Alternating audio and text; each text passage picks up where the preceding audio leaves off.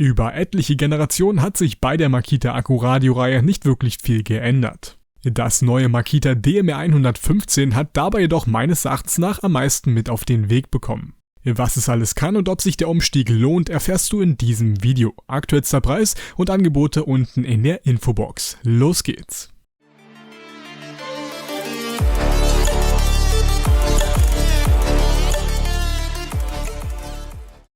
Bereits von außen hat sich ja schon offensichtlich im Vergleich zum Vorgängermodell einiges getan. Falls du das Video vom DMR112 noch nicht gesehen haben solltest, schau es dir auf jeden Fall noch einmal an. Link unten in der Infobox.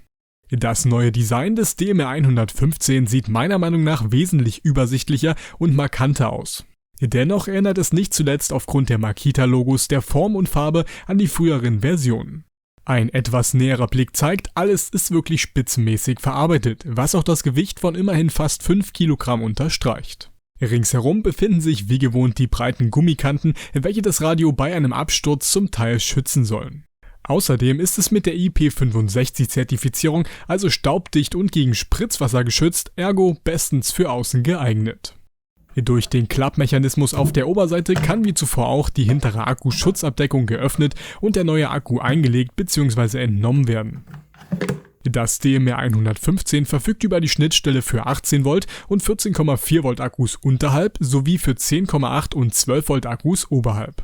Dann befindet sich hier noch ein kleiner Serviceport und ansonsten nichts Besonderes. Die nächste Neuerung finden wir wiederum unter den großflächigen silbernen Metallgittern, welche dem Schutz der verbauten Lautsprecher dienen. Ein integrierter Subwoofer auf der Unterseite sorgt folglich für besseren Musikgenuss und Klang, dazu aber gleich mehr. Auf der rechten Seite finden wir noch einen Gleichstromeingang für das mitgelieferte Netzteil, damit das Radio auch ohne Akku pausenlos betrieben werden kann. Schauen wir uns nun aber einmal das neue Interface auf der Vorderseite an. Ich muss sagen, es sieht wirklich nicht schlecht aus. Die Griffe an der Seite sind aus Aluminium gefertigt und angenehm abgerundet. Die gebürstete Metalloptik um die Bedienelemente herum sieht ebenfalls sehr ansprechend aus, ist aber leider nur Kunststoff. Unter den beiden Gummiabdeckungen verbergen sich zum einen ein USB-Anschluss mit 2,4 Ampere, also für schnellladefähige Smartphones sowie ein AUX-Eingang. Die Belegung sowie Positionierung der Knöpfe oberhalb hat das Radio größtenteils von seinem Vorgänger geerbt. Nach dem Aktivieren erkennen wir gleich zwei neue Besonderheiten. Einerseits die verbauten LEDs im Rahmen und andererseits hat Makita dem Bausteinradio ein digitales Farbdisplay gesponsort. Dies sieht zusammen nicht nur besonders cool aus, sondern ist auch ziemlich praktisch. Das Display dimmt sich übrigens nach wenigen Sekunden automatisch herunter und ist durch eine dicke Plexiglasschicht gegen äußere Einflüsse geschützt. In der Grundeinstellung gibt es dabei die Empfangsart, Frequenz, Titel und Uhrzeit aus. In den breit gefächerten Einstellungen unter Advanced könnt ihr spezifische Einstellungen wie Sprache, Software-Updates, Sucheinstellungen und Audioeinstellungen vornehmen. Für die automatische Suche von Sendern ist der Autotune-Knopf nun auf die linke Seite des Lautstärkerades gewandert, wohingegen durch die 5 Preset-Tasten beliebige Sender durch ein langes Gedrückthalten abgespeichert werden können. Soweit alles schön und gut, dennoch ist der Hauptsinn eines Radios nicht schön auszusehen, sondern gute Musik abzuspielen.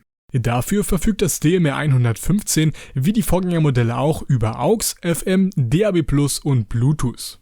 Wie dem einen oder anderen vielleicht schon aufgefallen ist, besitzt das Radio aber gar keine eigentliche Antenne mehr. Diese ist nämlich nun in den Handgriff gewandert, was einerseits den Vorteil hat, dass die Antenne bei einem Sturz nicht mehr versehentlich abbrechen kann, aber andererseits den Nachteil mit sich bringt, dass man nur wirklich guten Empfang hat, solange der Handgriff nach oben zeigt.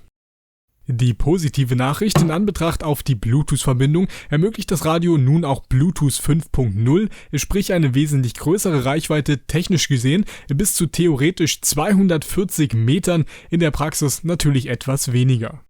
Neu dazugekommen ist ebenfalls der Knopf gegenüber der Autotune-Funktion, welcher uns die Möglichkeit gibt, zwischen vorgefertigten Equalizer-Einstellungen wie Rock, Pop, Classic etc. zu wählen bzw. auch komplett frei einzustellen. Damit kann man zum Sound des Makita DMR115 sagen, dass die Klangqualität zwar vergleichbar mit dem Vorgängermodell ist, also ziemlich sauber auch bei höherer Lautstärke, nur dass das neue Radio im Bereich der Tiefen um einiges besser ausgestattet ist. Der Sound wirkt dadurch voluminöser und es kann ganz nach Belieben mehr oder weniger Bass zugeschaltet werden.